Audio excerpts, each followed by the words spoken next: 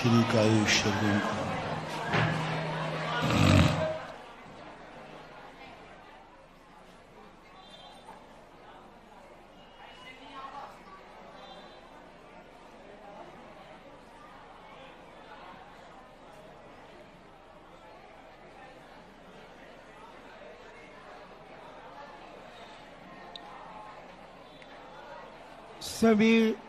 सभी श्रोतागण एवं जिज्ञासु पूज्य श्री को नमोस्तु करें।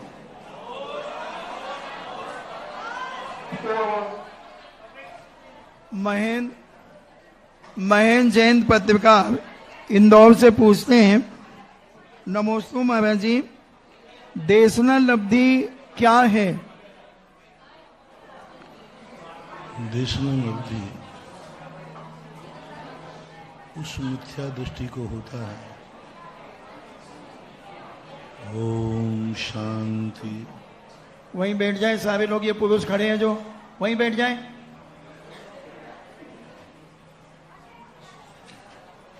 जब व्यक्ति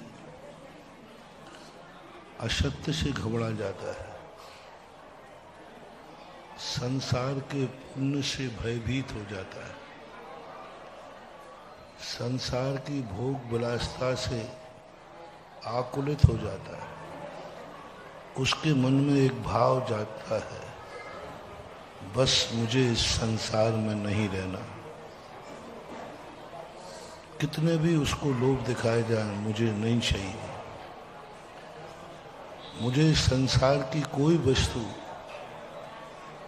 नहीं चाहिए, और वो इस संसार से भागने की सोचता है। लेकिन उसे यह पता नहीं है कि मुझे जाना कहाँ है। भगोड़ा होता ना, वो घर से भागना जानता है, घर से भाग जाता है, उसे ये पता नहीं कहाँ जाना है। स्टेशन पर पहुंचता है तो टिकट लेने वाले से पूछता है, भाई कहाँ का टिकट चाहिए? बोले जहाँ का दे दो। कौन सी ट्रेन में बैठना है? बोले जो मिल जाए।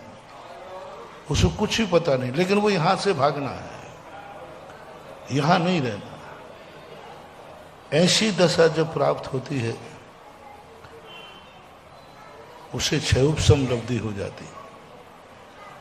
विशुद्धि लब्धि में थोड़ा उसका भाव जागता है कि आखिर मैं यहाँ से भाग रहा हूँ, कहीं तो ठिकाना हो। मैं असत्य से भाग रहा हूँ, सत्य तो कहीं मिले। फिर वो अपने परिणामों को ढूंढता है, खोजता है, और जब उसे सद्गुरु मिलते हैं तो उसके मन में ये भाव नहीं आता कि यही सत्य है। वह ग्रहण करता है और कह रहा है कि महाराज जो कह रहे हैं, शास्त्र में लिखा है, यह सत्य लग रहा है। शास्त्र में लिखा है इसलिए सत्य है, गुरु कह रहे हैं इसलिए सत्य है, क्योंकि गुरु वीतरागी है, शास्त्र वीतरागी के द्वारा कथित है। आप तो पग मनोलंग मद दृष्टेष्ट विरोधकम, आपके द्वारा कहा हुआ है, किसी के द्वारा काटा नहीं जा सकता। इसलिए जो कहा जा रहा है वह सत्य है, जो शास्त्र में लिखा है वह सत्य है। ऐसी अनुभूति जब होती है उसे देशना लब्धि बोलते हैं। सपोज कीजिए मैं प्रवचन दे रहा हूं और आपके मन में भाव आ, महाराज कह रहे हैं इसलिए सत्य है। वाक्य को पकड़ना, महाराज कह रहे हैं इसलिए सत्य है। उसको मेरे वचनों को कुछ नहीं समझता, वो महाराज को समझता है। महाराज कह रहे हैं इसलिए सत्य है, वो कुछ नहीं जानता। महाराज ने कहा है ना इसलिए सत्य है, क्योंकि वो महाराज को जानता है। शास्त्र में लिखा है इसलिए सत्य है, मैं कुछ नहीं जानता। ऐसा दृढ़ प्रतीति हो जाती है देशना लब्धि में मिथ्या दृष्टि को। उसमें वो किसी भी प्रकार का संदेह नहीं करता। वो कहता नहीं, महाराज ने कहा है इसलिए सत्य है। बीच में महाराज ला रहा है, भगवान ला रहा है, शास्त्र ला रहा है, इसलिए मिथ्या दृष्टि है। लेकिन महाराज जो कह रहे हैं वही सत्य, वह सत्य है, क्योंकि महाराज कह रहे हैं इसलिए वो देश न लब्धि है। अब उसी के बल पर वो सोचता है कि महाराज जब कह रहे हैं और मेरा पक्का है कि महाराज कह रहा है इसलिए सत्य है, थोड़ा प्रैक्टिकल तो करो। माँ ने कहा है कि अग्नि गर्म है, तो बालक कहता है नियम से अग्नि गर्म है, क्योंकि माँ ने कहा। अग्नि गर्म है सो नहीं, क्योंकि माँ कह रही है, बस। पर कभी कभी उसके मन में आगे यह जागती है, माँ ने कहा तो है गर्म है, लेकिन एक बार छू के तो देखूं। जो ये भाव जागता है वो प्रायोग लब्धि कहलाती है। गुरु ने कहा इसलिए सत्य है, लेकिन मैं भी तो देखूं कि सत्य है, कैसा होता है सत्य। तो ऐसा जो परिणाम जागता है वो प्रायोग लब्धि में जागता है। करण लब्धि में परिणाम बिगड़ गया, सम्यक दृष्टि में आते बिल्कुल कदम बदल।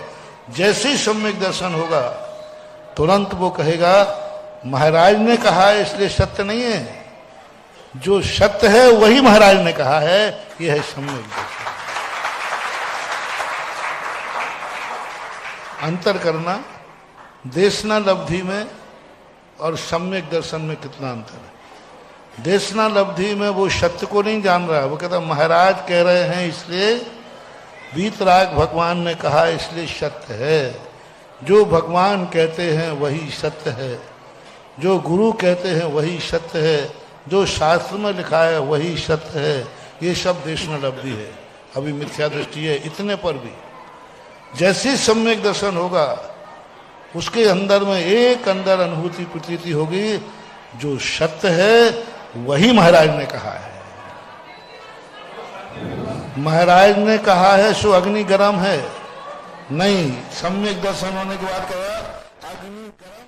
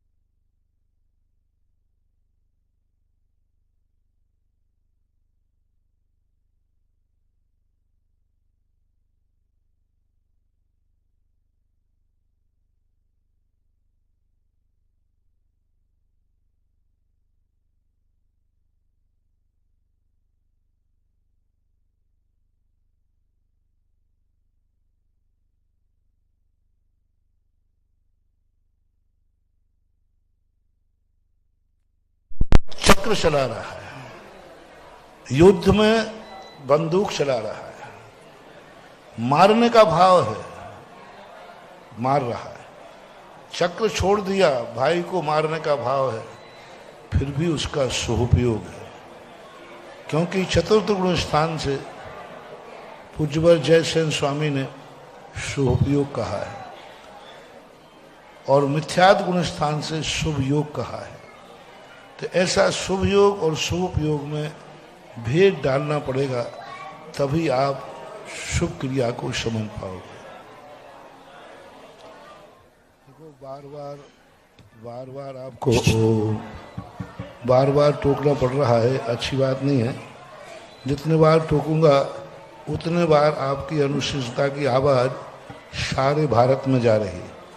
अब यदि आगे स्थान नहीं है तो कृपया करके आना बंद करना।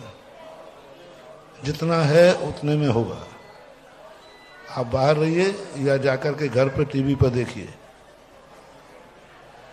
नूतन जैन दिल्ली से पूछती हैं, नमोस्तु महाराज जी, हम श्री मंदिर जी में जब पूजन करते हैं तो बहुत सारे सज्जन माताएं जोर जोर से चिल्ला चिल्ला करके पूजा करते हैं।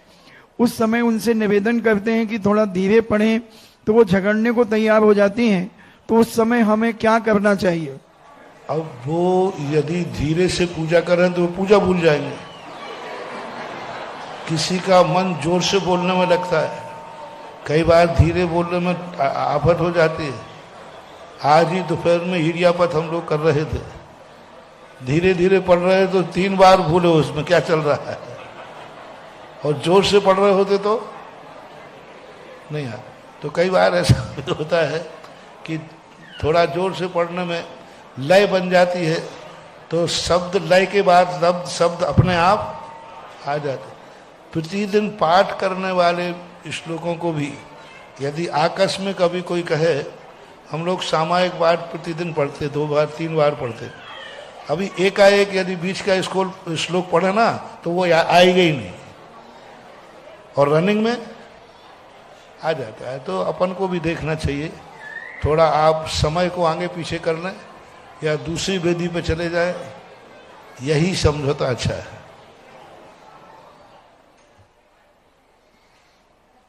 रूपेश जैन सागर से पूछते हैं, नमोस्तु महाराज जी, देवताओं और इंद्रों में क्या अंतर है? देवताओं और इंद्र, देवताओं और इंद्र में राजा प्रजा के समान अंतर होता है। उम्र आदि बराबर होती है, जैसे राजा की और प्रजा की होती है, लेकिन हुकूमत, ऐश्वर्य, वैभव में भी अंतर होता है। तो राजा और प्रजा के समान इंद्र और देवों में समझना चाहिए। श्रीमती गुणमाला जैन रुठियाई से पूछती हैं, नमोस्तु महाराज जी, मोह और राग ये अलग अलग हैं या एक ही हैं? क्योंकि राग को आग कहा है, मोह को कहीं भी आग नहीं कहा गया।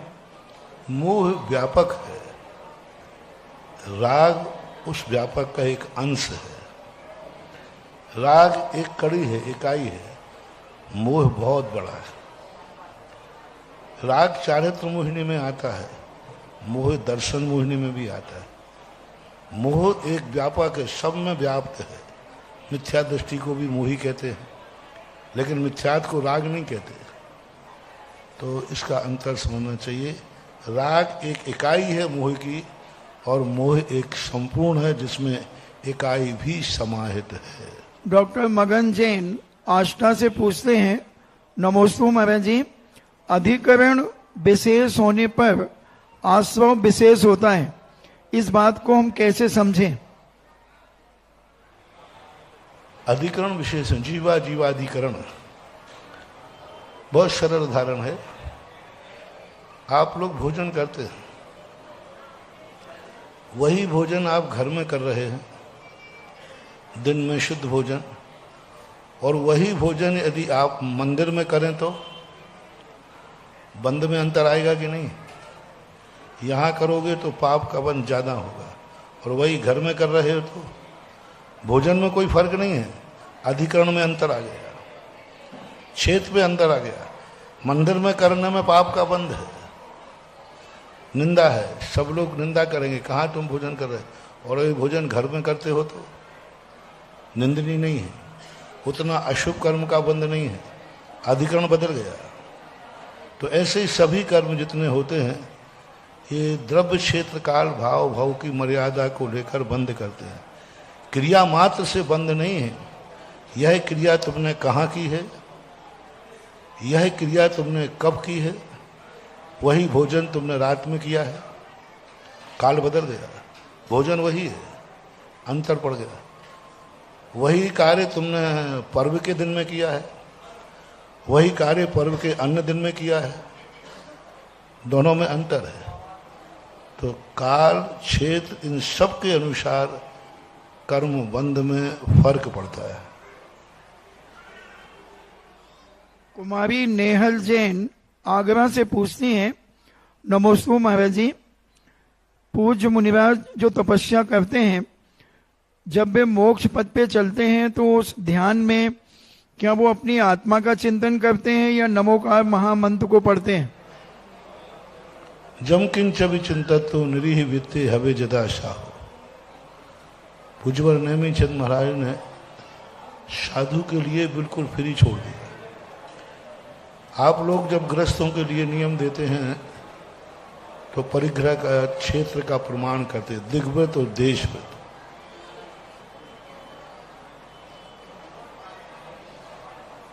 दिग्व्रत और देशव्रत के अंदर कि तुम सीमा करो कि इससे बाहर नहीं जाएंगे। मुनि महाराज की कोई सीमा नहीं होती। मुनि बनते देखना वही वृत्ति हैं, प्रतिमाधारी हैं। तो दिग्व्रत देशव्रत किया गया कि आप सीमा करो, इस क्षेत्र के बाहर नहीं जाएंगे। और जैसे ही मुनि बनते ही सारी सीमाएं खत्म, कोई सीमा नहीं है। हम विश्व में कहीं भी जा सकते, कहीं भी जा सकते, कोई देशव्रत नहीं है हमारा, कोई दिग्व्रत नहीं है हमारा। हमारा दिग्व्रत देशव्रत यही है, जहां हमारा मुनिव्रत पालन हो वहां हम कहीं भी जा सकते हैं, लेकिन वृत्ति नहीं। उसका कारण है कि गृहस्थ ने पंच पापों का त्याग नहीं किया, तो वो जहां जाएगा वहां कोई ना कोई पाप करेगा। शिखर जी जाएगा तो वहां से शिखर जी की वंदना करने के बाद भाई जी एक आध पटा बेलना खरीद ही लेंगे, क्योंकि वहां सस्ता मिलता है। गए थे वंदना करने और लाए थैला भर करके, क्योंकि वहां वस्तु मिलती है। तो गृहस्थ कहीं ना जहां जाएगा वहां कुछ ना कुछ गड़बड़ करता है। मुनि महाराज का संपूर्ण पापों का त्याग होने से उनकी कोई सीमा नहीं। चिंतन के लिए कहीं हम लोगों को नमोकार मंत्र नहीं कहा गया।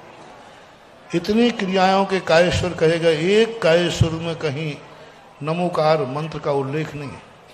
श्वासोश्वास का प्रयोग है। इतने श्वासोश्वास पर्यंत आप अपने शरीर का कायेश्वर कीजिए, लेकिन नमोकार मंत्र पढ़िए, ऐसा कहीं उल्लेख नहीं है। पूज्यवर वसुनंदी महाराज ने जब मूलाचार की टीका लिखी तब उन्हें ये महसूस हुआ होगा कि शायद ऐसी निर्विकल्प दशा सभी मुनियों की नहीं बनती। तो टीकाकार ने जरूर कहा कि यदि आपका श्वासोश्वास पर मन एकाग्र ना हो तो पंच नमोकार मंत्र का स्मरण कीजिए। वहां भी जाप का नहीं कहा, स्मरण करने को कहा है। तो साधु के लिए यदि सच्चा साधु है, मन वीतरागी है, तो जम किंचवी चिंतन तो निरीह वित्ते हवे जदा। वो कुछ भी चिंतन करें, कुछ भी सोचें, निरीह वित्ती के साथ, क्योंकि वो कुछ भी चिंतन करेंगे वहीं पर उनकी तत्व दृष्टि रहेगी, वहीं से उनकी वैराग्य दृष्टि रहेगी। वो शराब का भी चिंतन करेंगे तो उनको पीने का भाव नहीं आएगा, उनको हे भाव आएगा। हे तत्व का चिंतन करेंगे, हे तत्व, आश्रव और बंध तत्व का चिंतन करेंगे। आश्रव बंध हे हैं, फिर भी वो चिंता के विषय होते हैं, लेकिन साधु उनको चिंतन का विषय बना लेता है। ऑनलाइन जिज्ञासाओं के पश्चात अब उपस्थित सभी भक्तों और पूज्य गुरुवर के बेटे और बेटियों की ओर से यहाँ पर लाइव जिज्ञासा समाधान होगा। तो सभी लोग पूज्यवर को हाथ जोड़ करके नमोस्तु करेंगे। पूज्य गुरुदेव बारंबार नमोस्तु नमोस्तु नमोस्तु गुरुदेव।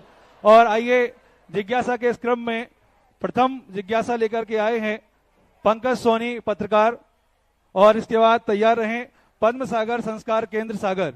माइक पहुंचा दें भैया।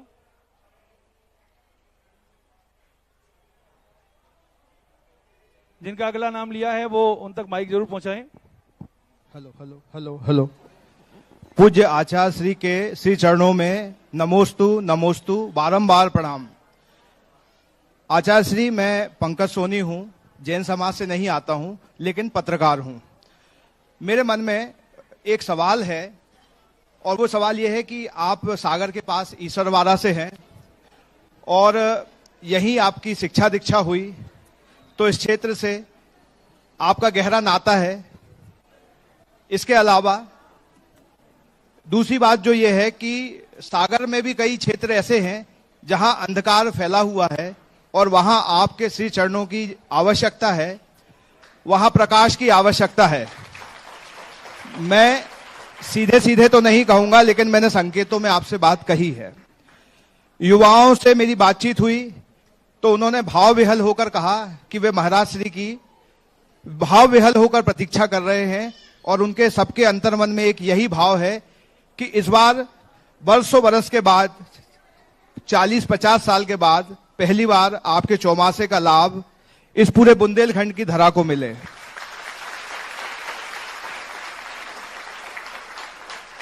मेरे मन में भी यही भाव है कि आप सागर की धरा पर चौमासा करें और हमें आपके दर्शनों का लाभ 4 महीने तक प्राप्त होता रहे। आपका आशीर्वाद चाहिए।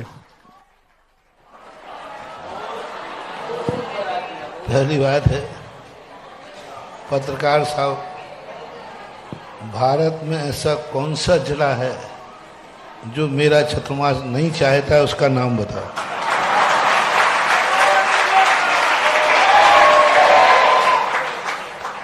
गुरुदेव की आज्ञा से 25 साल राजस्थान में रहा, 25-26 साल। आज भी वहां उतनी ही प्यास है कि शायद सागर में जितनी प्यास नहीं है, आज भी उससे ज्यादा वहां अभी भी प्यास है। तो जब किसी साधु से समाज को कुछ मिलता है तो फिर उसकी तो प्यास स्वाभाविक बढ़ती ही है।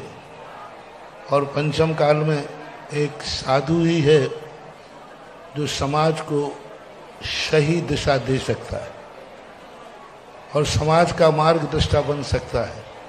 बाकी और तो अब कोई सहारा यहाँ है नहीं, भगवान लोग यहाँ है नहीं किसी के भी, साधु संत हैं, इसलिए समाज चाहती है उसके लिए भी, साधु के लिए भी योग्य वातावरण, योग्य स्थान, सारी चीजें चाहिए पड़ती हैं। अकेली भावना से ही काम नहीं चलता और युवाओं की भावना से ही काम नहीं चलता है। जब संपूर्ण पूरा के पूरे लोगों की भावना इकट्ठी होती है, उसके बावजूद भी क्षेत्र की अनुकूलता पड़ती है, तब कहीं जाकर साधु का ठहराव हो पाता है। देखो अब अभी कुछ दिन और हैं, इतने में क्या होता है अभी कुछ कहा नहीं जा सकता। और हमारे पत्रकार जी ने जो पूछा है कि युवा वर्ग यहाँ पर तैयार है, ना केवल युवा वर्ग, पूरा का पूरा सागर का कण-कण आज सुधा सागर होने को तैयार है। और सभी एक साथ सुर में कहेंगे, सागर नगर की क्या अभिलाषा, गुरुवर का हमको मिले चौमासा। इसी क्रम में मैं बुलाना चाहूंगा राधाबाई परिवार, समस्त राधाबाई परिवार आ जाए और जिज्ञासा पूछे। इसके बाद पद्म सागर संस्कार केंद्र जिज्ञासा, इसके बाद अगली जिज्ञासा पूछेंगे राधाबाई परिवार। वही से बोले, जिज्ञासा बोले। मुनिश्री 108 पद्म सागर संस्कार केंद्र की शिक्षाओं एवं बच्चों के ओर से महाराज श्री को नमोस्तु, माता जी को बंदामी, एलक जी को इक्षामी। महाराज जी, हमारा प्रश्न यह है, जब पाठशाला में विधिवत कक्षाएं लगती हैं, उस समय बच्चे कम संख्या में आते हैं और जब कोई कार्यक्रम आदि होता है या परीक्षा का समय होता है तो मम्मी पापा समय निकालकर उनको हमारे पास लाते हैं और बोलते हैं कि इनको आप ले लीजिए। तो इस समस्या में का समाधान बताइए, हम लोग इस समय क्या करें? क्योंकि बच्चों को परीक्षा दिलाना ही पर्पस नहीं होना चाहिए। प्रतिदिन पाठशाला इसलिए भेजना है कि उसको संस्कार भी सीखना चाहिए, उसको बैठना उठना भी आना चाहिए, धर्म के प्रति प्रीति भी बढ़ना चाहिए, स्वाध्याय के प्रति रुचि जागना चाहिए। तो ये सारी चीज़ें जब ही आएंगी जब व्यक्ति रेगुलर पाठशाला में आएगा। और रेगुलर के लिए पाठशाला वालों को अपना पाठशाला का स्तर बढ़ाना चाहिए। आज स्कूलों का स्तर देखो कहाँ से कहाँ पहुँच गया। पाठशालाओं का स्तर ज्यों का त्यों है, बल्कि पाठशाला स्थान ही नहीं है। कहीं भी पाठशाला लग जाती है, महाराज आ गए तो पाठशाला बंद कर दो, समाज का कार्यक्रम हो गया तो पाठशाला बंद कर दो। पाठशाला भवन अलग से होना चाहिए। और आज आधुनिक व्यवस्थाओं के अनुसार जो व्यवस्थाएं दी जाती हैं वो होना चाहिए। आज व्यक्ति अपने घर से बच्चे को अकेला नहीं भेज सकता, एकल परिवार है, क्योंकि आज ट्रैफिक इतना है कि बच्चा 10 कदम भी घर से बाहर नहीं निकल पाता। तो जो आज स्कूलों में सिस्टम बना है कि वाहन जाता है, घर से बच्चे को लाता है, स्कूल में छोड़ता है और स्कूल से लाकर सकुशल घर छोड़ देता है। पाठशालाओं में भी ऐसे वाहन की व्यवस्था हो कि वो घर घर जाकर बच्चों को लावे और पाठशाला के बाद बाकायदा घर घर जाके छोड़ देवे, तो आज भी पाठशालाएं उच्च स्तर पर पहुंच सकती। कई स्थानों पर ये व्यवस्था बनाई गई है। आज उन पाठशालाओं में बहुत अच्छे बच्चे पढ़ रहे हैं और सुविधा। चलिए जिज्ञासा करेंगे राधा भाई परिवार, उसके बाद तैयार रहेंगे सारथी सेवा समूह। जो जहां पर हैं आप वहीं से, समूह के लोग अलग अलग हो तो वहीं से खड़े हो जाएं। माइक पहुंचाएं भैया। भैया माइक पीछे नहीं, एक बार में एक जिज्ञासा, माइक पहुंचा दें भैया, माइक पहुंचा दें, माइक पहुंचा दें। नहीं, एक बार में एक जिज्ञासा, माइक पहुंचा दें। शीघ्रता करें भैया।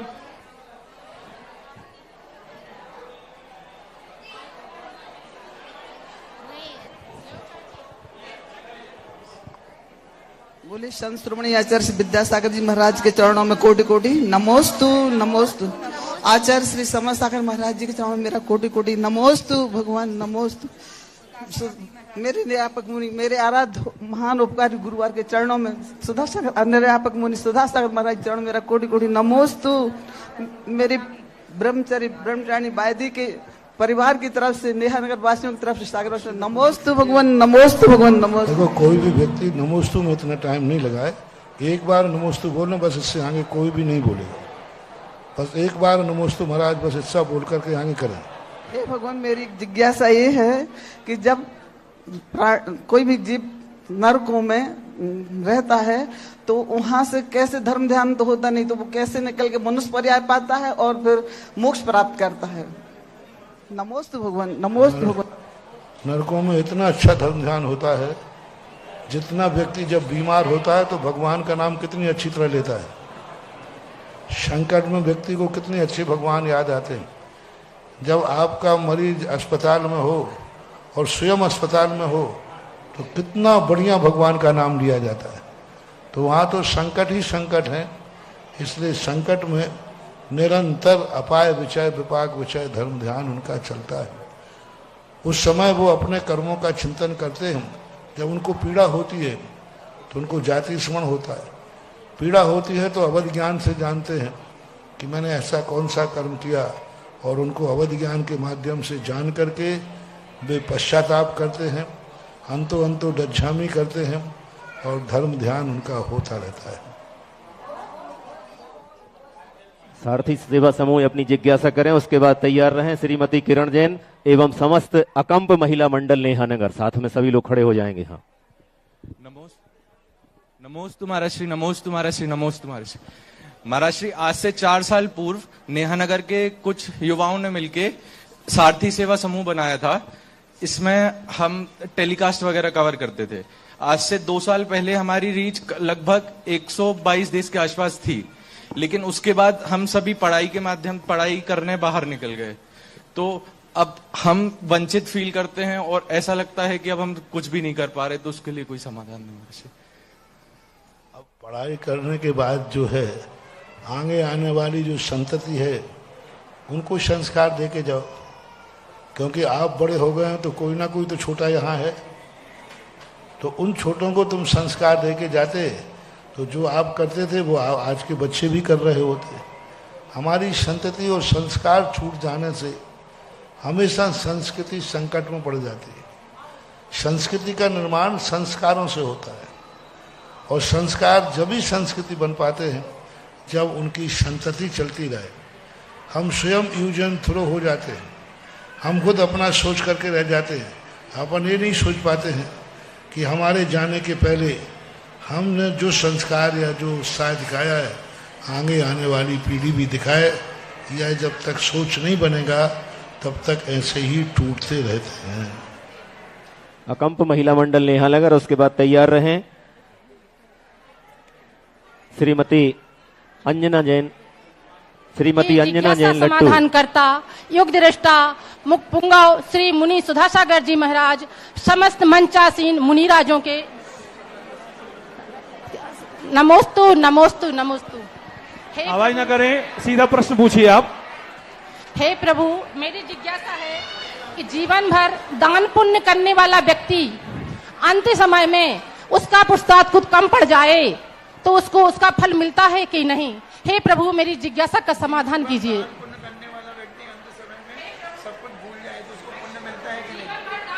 हाँ मिलते। देखो कोई व्यक्ति पूरे, देखिए थोड़ा शांति बनाएं। आप लोग आवाज क्यों कर रही हैं?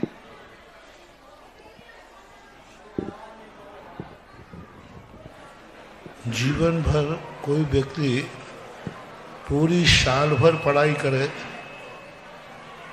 और पेपर के दिन यदि वो बीमार हो जाए, न दे पाए, तो वह पास होगा कि फेल?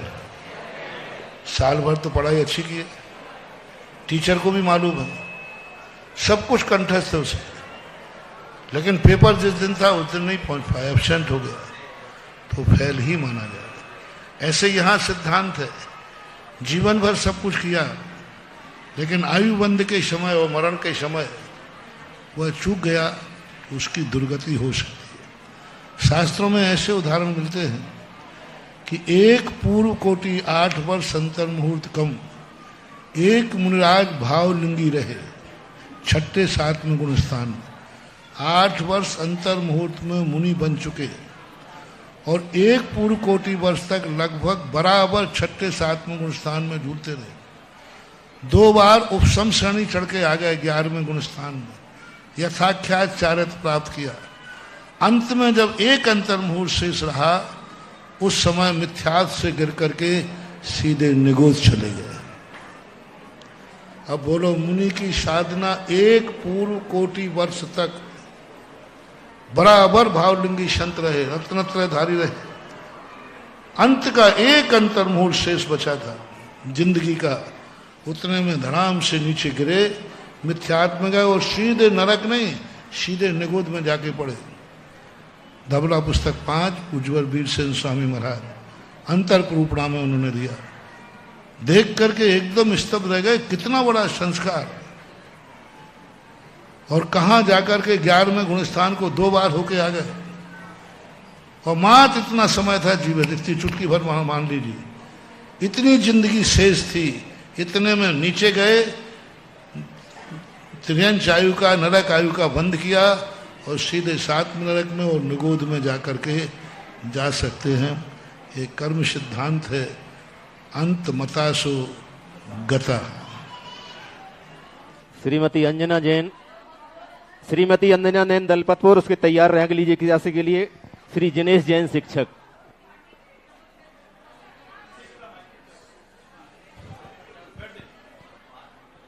आराध्य गुरुवर के चरणों में बारंबार नमोस्तु नमोस्तु नमोस्तु, माता जी के चरणों में वंदामी, छुल्लक जी के चरणों में इच्छाएं। मैराश्री, मेरा प्रश्न है, जैसे नियम लिया है कि देव दर्शन के बगैर जल या अन्न ग्रहण नहीं करेंगे, लेकिन जब सफर करते हैं तो जैसे ट्रेन में से निकले तो कहते शिखर दिख गया, तो क्या श्री जी ने शिखर के दर्शन करके हम जल ग्रहण कर सकते हैं? ऐसा आगम कथन तो नहीं है शिखर का, क्योंकि 9 देवताओं में मात्र अरहंत, आचार्य, उपाध्याय, साधु, ये 4 ही दर्शन के योग्य। 9 देवता होते हैं। 9 देवताओं में पंच परमेष्ठी, जिन धर्म, जिनागम, जिन चैत और शैतान। तो पांचों परमेष्ठी और चैत, ये छह मान लीजिए, ये 6 दर्शन के योग्य हैं। इनमें से किसी एक का दर्शन होने पर आपके दर्शन का नियम माना जाएगा। यदि जिनेन्द्र देव का दर्शन नहीं हुआ, मुनि मुद्रा का दर्शन हुआ है, तो मुनि मुद्रा और जिन मुद्रा को एक मान करके आपका नियम पूरा हो जाएगा। पूज्यवर शांति सागर महाराज जब दक्षिण से संवेद शिखर की यात्रा के लिए निकले, 1925 के लगभग की घटना है। उस समय उनके साथ कोई मूर्ति आदि नहीं थी। तब लोगों ने कहा कि महाराज हमारा तो देव दर्शन का नियम है। तब महाराज ने कहा भगवान का दर्शन और गुरु का दर्शन एक समान होता है। इसलिए यदि गुरु का दर्शन हो गया तो देव दर्शन हो जाएगा।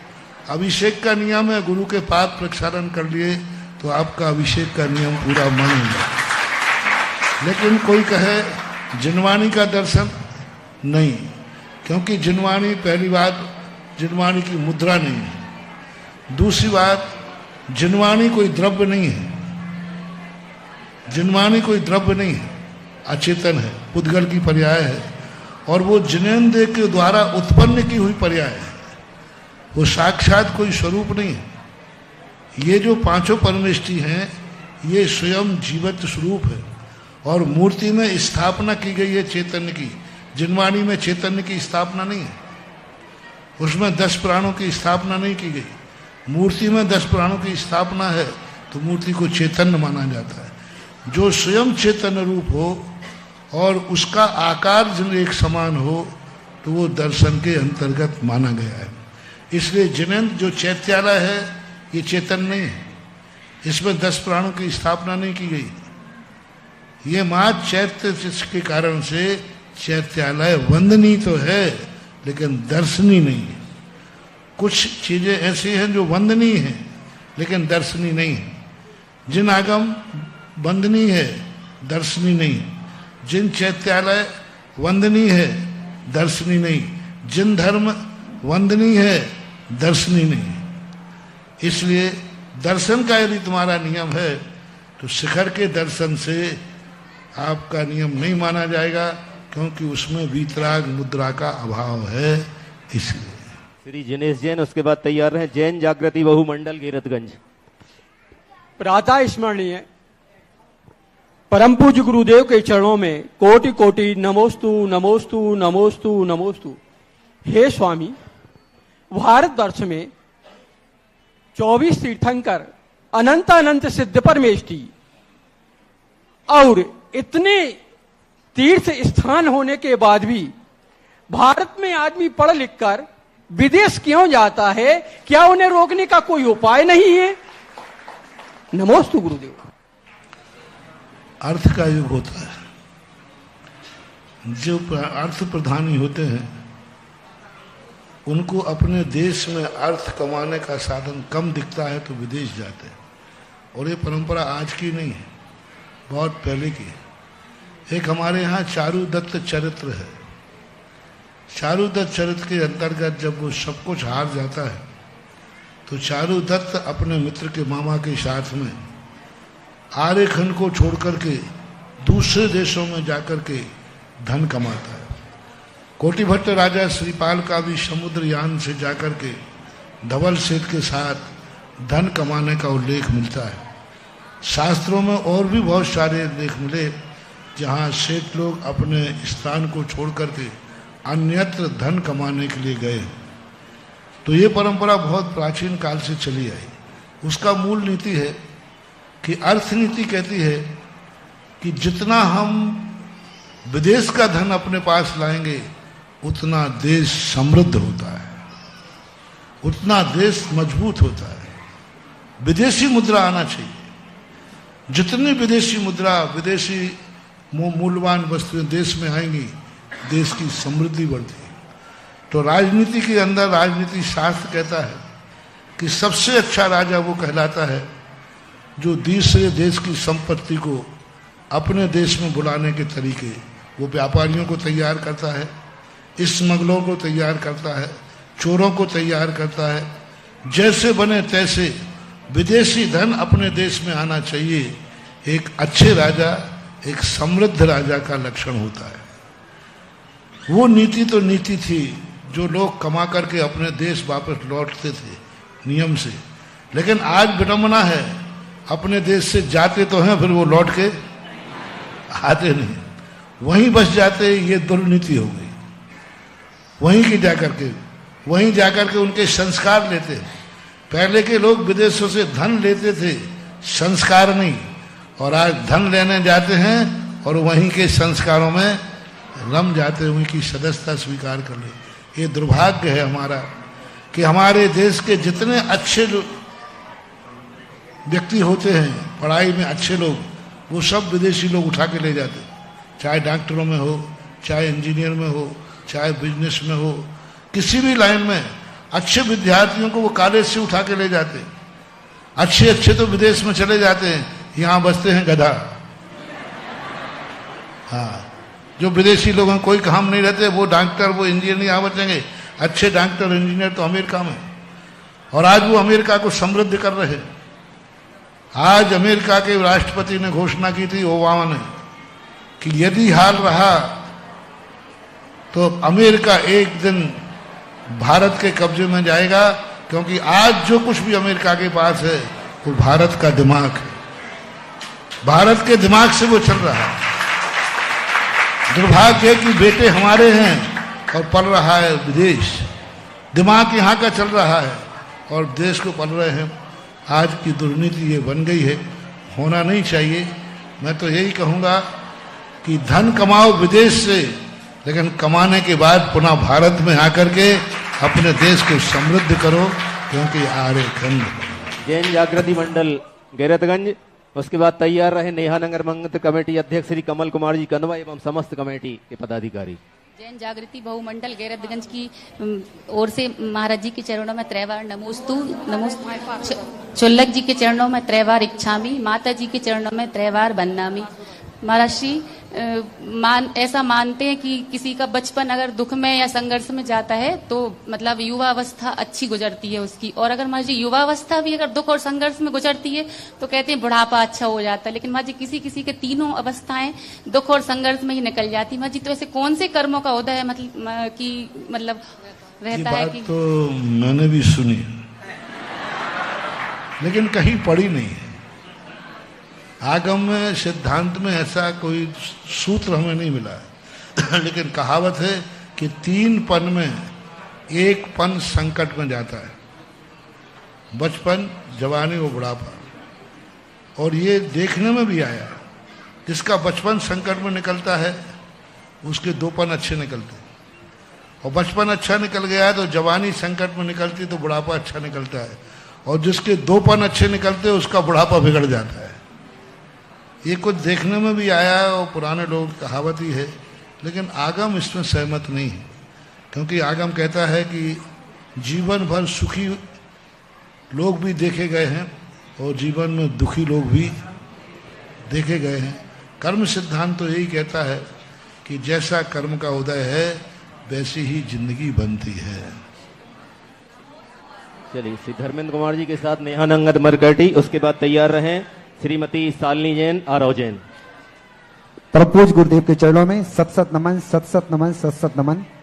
आग लगी आकाश में झरझर गिरी अंगार, आग लगी आकाश में झरझर गिरी अंगार, और ऐसे संत न होते जगत में तो जल जाता संसार, तो ऐसे संत न होते जगत में तो जल जाता संसार।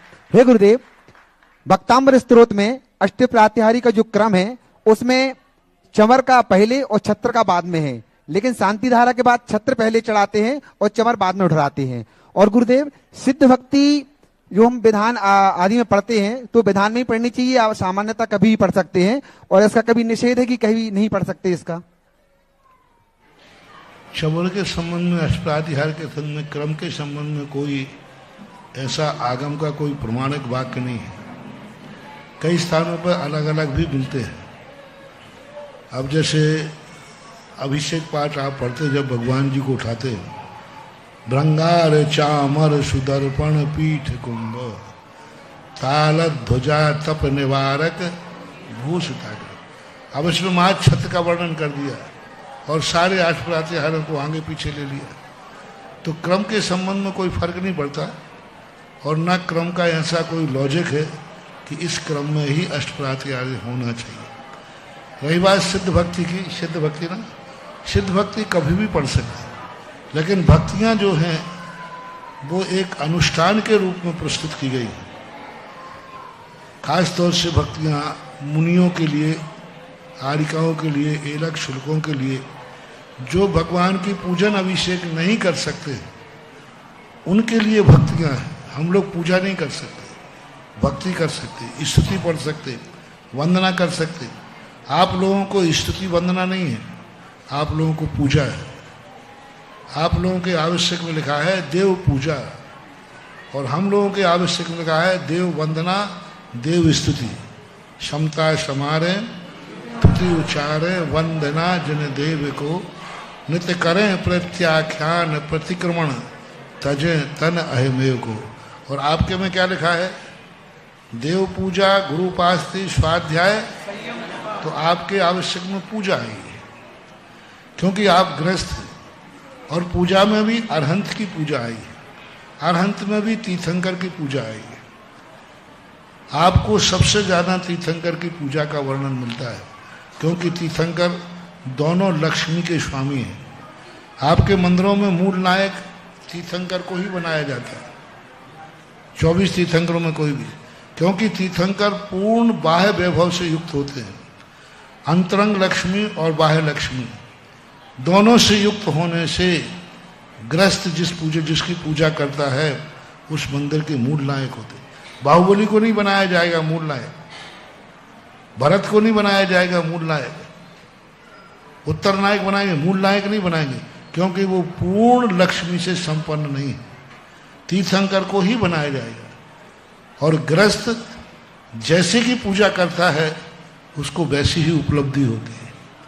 तीर्थंकर बाह्य और अंतरंग दोनों लक्ष्मियों के स्वामी होने से ग्रस्त के लिए प्रतीक है। उसको धन भी चाहिए और धर्म भी चाहिए। इसलिए आप लोगों को सिद्ध भक्ति का उल्लेख कहीं किया नहीं गया। ग्रस्त के किसी भी आवश्यकों में सिद्ध भक्ति नहीं आई, सिद्ध पूजा आई है, और विशेष रूप से तीर्थंकर पूजा आई। हम लोगों के लिए बाह्य लक्ष्मी की जरूरत नहीं है। हम लोग बाह्य लक्ष्मी से दूर रहते हैं जितने भागते हैं, इसलिए बाह्य लक्ष्मी से रहित होकर शरीरातीत साधना की, तुम लोगों को शरीर के प्रति राग भाव होता है, हम लोगों के प्रति शरीर के प्रति उपेक्षा भाव होता है। इसलिए हम लोगों के आवश्यकों में ज्यादातर सिद्ध भक्ति ही है, अरहंत भक्ति हमारे यहाँ नहीं। किसी भी आवश्यक में हम लोगों को अरहंत भक्ति का प्रयोग नहीं किया। कोई भी कार्य करो सिद्ध भक्ति, सिद्ध भक्ति। आहार करना तो सिद्ध भक्ति, प्रतिमा योग धारण करना तो सिद्ध भक्ति तो अनिवार्य है। यहाँ तक कि गुरु की भक्ति करना है तो भी सिद्ध भक्ति। अब गुरु की भक्ति में सिद्ध भक्ति का क्या काम है? फिर भी वहां गुरु की भक्ति करते समय सिद्ध भक्ति मस्ट है, पहले पढ़ो, क्योंकि हम गुरु की भी भक्ति कर रहे हैं तो किस लिए कर रहे हैं? सिद्ध बनने के लिए कर रहे हैं। तो इस प्रकार का फिर भी आप लोग यदि पढ़ते हैं तो नुकसान नहीं है। श्रीमती शालिनी जैन, आनव जैन, उसके बाद तैयार रहें श्रीमती प्रतीक्षा भूसा। मेरे गुरुवर के चरणों में कोटि कोटि नमोस्तु। आरिका जी को बंदामी, छुल्लक जी को इच्छामी। ए गुरुवर, मेरी जिज्ञासा यह है कि परगहन के समय में हम जैसे छोटे कद और छोटे पद वालों को पीछे ढकेलकर बड़े कद और बड़े पद वाले आगे आ जाते हैं, ऐसे में हम क्या करें?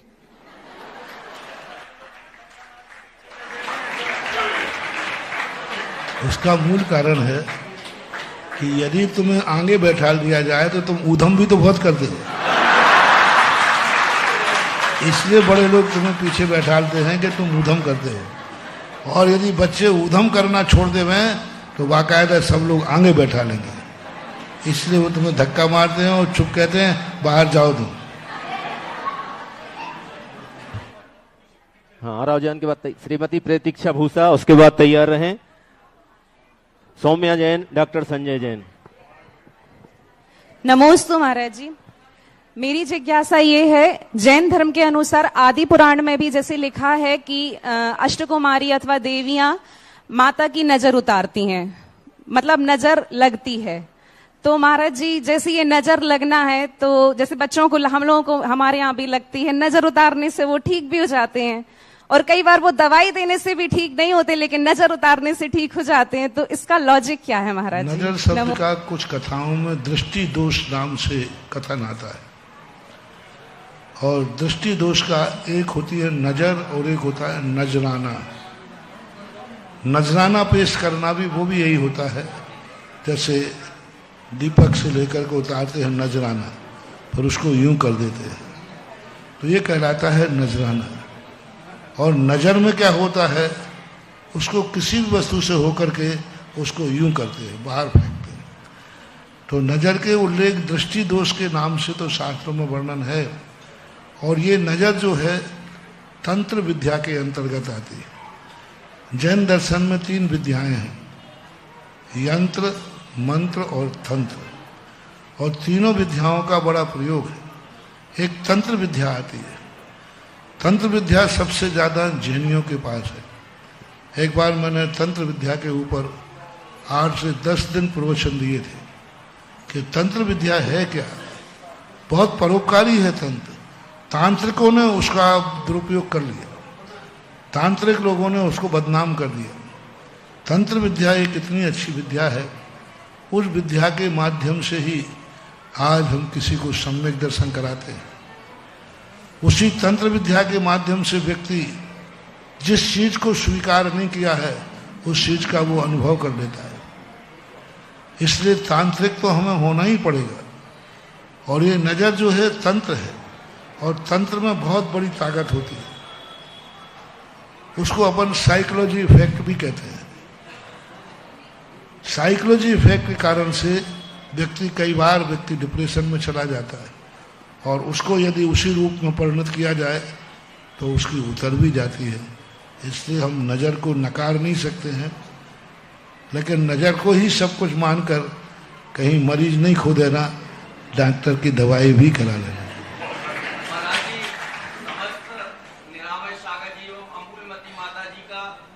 नमोस्तु मेरी बिटिया सौम्या जैन और श्रीमती अर्चना जैन काउंसलर एक सवाल करें। नमोस्तु महाराज जी, मैं नीट की कोचिंग कर रही हूँ, तो मेरा सवाल ये है कि हम पढ़ाई का जो इतना स्ट्रेस होता है, एग्जाम का स्ट्रेस, उसको कैसे मैनेज करें, और पढ़ाई के साथ साथ धर्म भी कैसे मैनेज करें? दोनों को इसलिए कर सकते हैं, पहले तो आप अनिवार्य समझें। जैसे आप पढ़ाई को अनिवार्य समझ रहे हैं कि जब तक हम नहीं पढ़ेंगे तो हम ज्ञानी नहीं बन पाएंगे, हम अच्छी सर्विस नहीं पा पाएंगे, हमारी समाज में इज्जत नहीं हो पाएगी। इसी प्रकार से एक मन में बैठा लें कि यदि हम धर्म नहीं करेंगे तो धन तो कमा लेंगे, लेकिन एक अच्छे इंसान नहीं बन पाएंगे, हम प्रशंसनीय नहीं बन पाएंगे, हम अपने जीवन को आचरण की शुद्धि नहीं कर पाएंगे। धन तो मिलेगा, लेकिन धन पाने के बाद गलत कार्यों में जाकर के अपने कुल को, अपनी जाति को कलंकित करोगे। इसलिए धन कमाना है तो लौकिक पढ़ाई पढ़ो, और धर्म कैसे गमाना है तो धर्म की पढ़ाई करो। गमाते समय धर्म ध्यान आना चाहिए, और कमाते समय लौकिक पढ़ाई ध्यान आना चाहिए। धर्म की पढ़ाई से धन कमा नहीं पाओगे, वो तो लौकिक पढ़ाई से कमाओगे, लेकिन धन कैसे खर्च करना है ये लौकिक पढ़ाई नहीं सिखाती है। लौकिक पढ़ाई धन कमाना सिखाती है, कैसे खर्च करना ये नहीं सिखाती। और धार्मिक पढ़ाई कमाना नहीं सिखाती, कैसे खर्च करना ये सिखाती है। इसलिए दोनों चीजों को सीखना जरूरी है। चलिए, श्रीमती रंजना जैन, उसके बाद तैयार है श्री आसमण देवरा। श्रीमती, हाँ चालू करो उसको। साथ में तैयार रहें श्रीमती काजल जैन। नमोस्तु गुरुदेव। गुरुदेव, हम लोग 8-10 महिलाएं दोपहर में स्वाध्याय करते हैं। 24 ठाणा जी से एक क्वेश्चन है। स्वयंभी रमण द्वीप समुद्र में जो समूर्छन जीव रहते हैं उनको प्रथमोपशम सम्यक के बिना क्षयोपशम सम्यक कैसे हो जाता है, एवं साधारण वनस्पति और साप्रतिष्ठित वनस्पति में क्या अंतर है? पहला प्रश्न तो यह है कि समूर्छन जो स्वयंभू रमण समुद्र द्वीप में जीव रहते हैं उनको धर्म उपदेश से और जाति श्रवण से दो से वो सम्यक दर्शन प्राप्त कर लेते हैं। देवता लोग कभी कभी स्वयंभू रमण द्वीप जाकर के उनको संबोधन कर सकते हैं क्योंकि देवताओं की वहां तक गति होती है और स्वयं के जाति स्मरण आदि से उनको सम्यक दर्शन हो जाता है, तो ये होने में कोई बाधा नहीं है सम्मूर्छन को। दूसरा, साधारण एवं प्रत्येक साप्रतिष्ठित वनस्पति में क्या अंतर है? अगली जिज्ञासा की आशा मणदेवरा और उसके बाद तैयार रहे श्रीमती रजनी सागर। एक शरीर में अनंत जीव का शरीर एक ही होता है। शरीर एक ही श्वास लेगा, एक ही आहार करेगा, सबका आहार होगा, एक जन्मेगा, सब जन्म जाते, एक मरेगा, सब मर जाते। ये साधन कहलाते हैं। और प्रत्येक का अर्थ होता है एक जीव का शरीर एक ही होगा, उसकी श्वास स्वतंत्र होगी, उसका आहार स्वतंत्र होगा, उसके आश्रित भली अनंत जीव रहे लेकिन उसका स्वयं का शरीर उसके कर्म से बनेगा और वो प्रत्येक कहलाते हैं। वनस्पति में ही ये दो भेद होते हैं, साधारण का और प्रत्येक का। बाकी सभी काय जितने हैं सब प्रत्येक होते हैं। पृथ्वी, अग्नि, जल, वायु ये सब प्रत्येक होते हैं, साधारण नहीं होते। मात्र वनस्पति में दो भेद हैं, प्रत्येक और साधारण के। अनंत निगोदिया जीव एक साथ जन्मते हैं, एक साथ रहते हैं, एक ही खाने पर सब खा लेते हैं, एक के श्वास लेने पर सबका श्वास होता है, वो साधारण कहलाते हैं। ऐसा दोनों में अंतर समझना चाहिए। रजनी जैन साथ में खड़ी हो जाएं, समय हो रहा है। नमोस्तु महाराज जी। महाराज जी, हमारी जिज्ञासा है कि हम लोग 2-3 साल से भक्तांबर के 48 दीप प्रज्वलन करते हैं। तो महाराज जी, कुछ लोगों का ये विकल्प रहता है कि बारिश के दिनों में कीड़े आते हैं तो हम लोग एक दीपक जला के करते हैं। तो महाराज जी, हम लोगों को इसमें क्या करना चाहिए? बारिश के महाराज जी, हम लोग 2-3 साल से सुरक्षा करो। सुरक्षा भी एक है। क्रिया को समाप्त करने की अपेक्षा क्रिया में विवेक लाओ और ऐसी व्यवस्था करो कि उसमें न जल पाए। एक बड़ा थाल बनाइए, उसमें एक जाली बनाइए और जाली को पूरा ढक दीजिए और हैंडल लगाइए। हैंडल से लगाकर दीपक उसमें रख दीजिए और अपना भक्तांबर पढ़िए।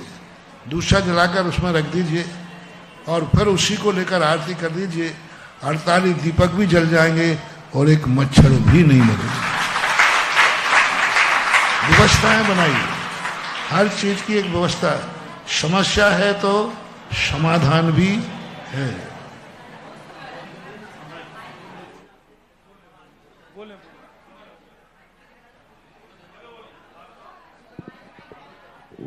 महाराज जी, मेरा प्रश्न ये है कि इतने सारे इंस्टीट्यूशन हैं इंडिया के, भारत के अंदर, भारत के बाहर, लेकिन मेरा विवाह आपके गुरुकुल के विद्वान से हुआ है, तो मेरा ऐसा क्या पुण्य है?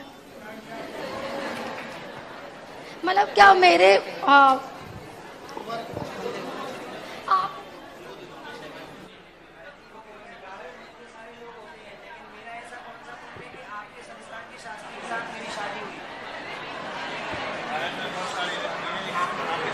अच्छा, ये बात।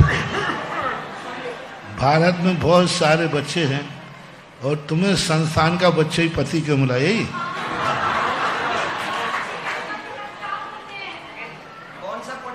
ऐसा मेरा कौन सा थोड़ा सा पुण्य कम था, नहीं तो दोनों ही संस्थान के होते।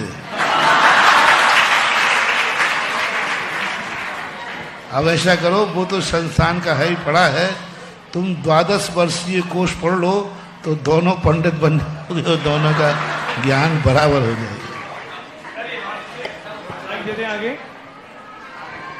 नमोस्तु नमोस्तु नमोस्तु। छुल्लक जी के चरणों में इच्छा महाराज जी, मेरा प्रश्न है कि मैं मंदिर से जिनबाणी ले जाती हूँ घर और उसको कंप्लीट करके इस जो फटी रहती तो उसमें कवर वगैरह करके और फेविकोल से करते हैं, तो क्या हमें फेविकोल से दोष लगता है? ऐसा कोई फेविकोल में कोई दोष हमारे ज्ञान में नहीं है। आप नेट पर देख लीजिए, उसमें यदि कोई ऐसी गलत चीज़ है तो दूसरी चीज़ से चिपका लीजिए। आजकल सब चीज़ों को शुद्धि अशुद्धि देखने के लिए नेट पे आप देखें और सारा उसका पूरा का पूरा बायोडाटा मिल जाएगा, उसमें क्या क्या चीज़ डली है, उपयोग हो रहा है फेविकोल का, ऐसी कोई बात नहीं है। शीघ्रता करें। और आज के इस पावन अवसर की घड़ी आ गई है जब हम पूज्य गुरुदेव की महाआरती करेंगे। कौन महानुभाव होगा जो पूज्य गुरुदेव के साक्षात विराजमान हैं, उनकी आरती करने का सौभाग्य प्राप्त करेगा? प्रथम आरती का सौभाग्य, बैठे रहें आप लोग, जाए नहीं, बैठे रहें, कृपया बैठिए, अभी जाइए नहीं, शीघ्रता करें।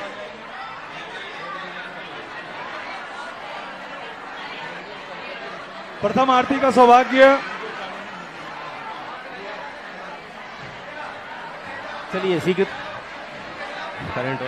हाँ, प्रथम आरती का सौभाग्य शीघ्रता से अपने भाव बना लें।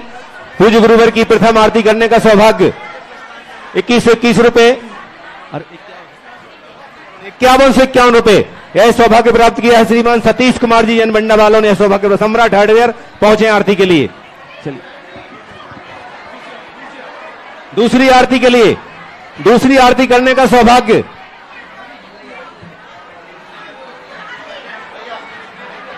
कल प्रातः ठीक 6 बजे पूज्य मुनि संघ का बिहार अंकुर कॉलोनी के लिए होगा, सुबह 6 बजे, ठीक है।